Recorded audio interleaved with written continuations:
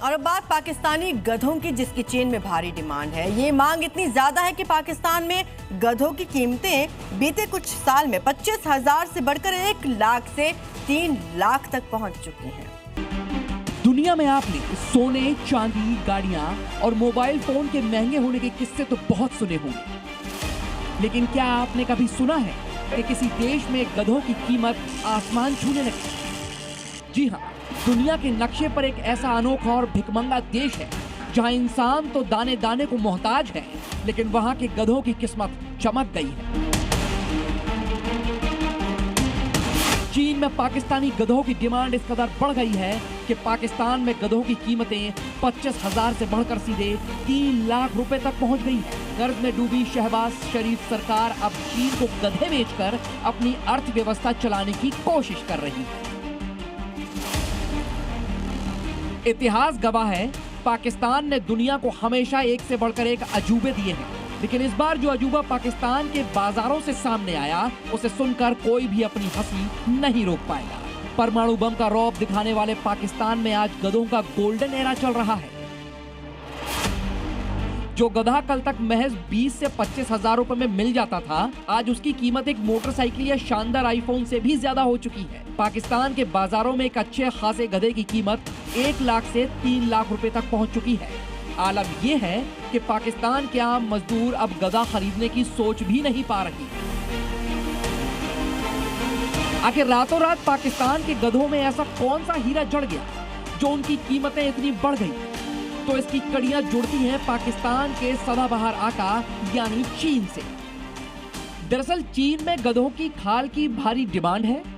चीन में गधों की खाल से निकलने वाले जिलेटिन का इस्तेमाल इजियाओ नाम की एक बेहद महंगी पारंपरिक वीआईपी दवा और ब्यूटी प्रोडक्ट्स बनाने में किया जाता है।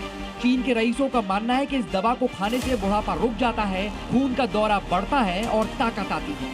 चीन में इसे कई मर्जों, खासतौर से यौन ताकत बढ़ाने में कारगर माना जाता है। अनुमान बताते हैं कि एजियाओ बनाने के लिए हर साल लाखों गधों की खाल की जरूरत होती है। हेनरिच फाउंडेशन के 2026 के विश्लेषण के मुताबिक चीन में सालाना मांग 40 से 60 लाख खालों की है।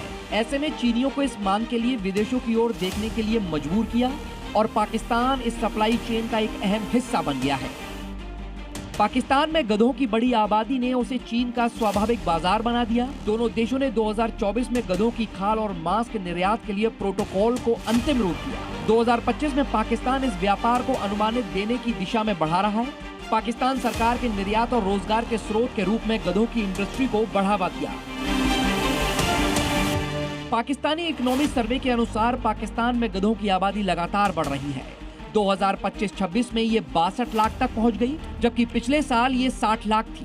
ऐसे में चीन को गधों के मांस और उससे बने दूसरे उत्पादों का एक्सपोर्ट बढ़ाने पर विचार हो रहा है।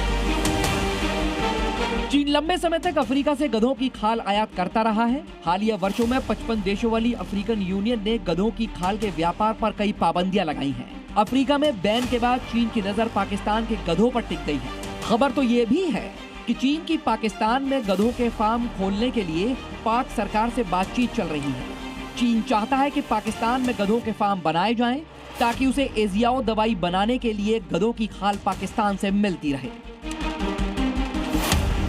साफ है, पाकिस्तान का आर्थिक संकट इस कदर गहरा चुका है कि वहां आम इंसान की जिंदगी कौड़ियों के भाव बिक रही है और गधों की कीमत 3-3 लाख रुपए पार कर गई है। दुनिया के इतिहास में ऐसा इकोनॉमिक मॉडल शायद ही किसी ने देखा होगा कि जहां देश की जीडीपी का पहिया गधों की एक्सपर्ट नीति पर घूम रहा है। ब्यूरो रिपोर्ट, जी मीडिया।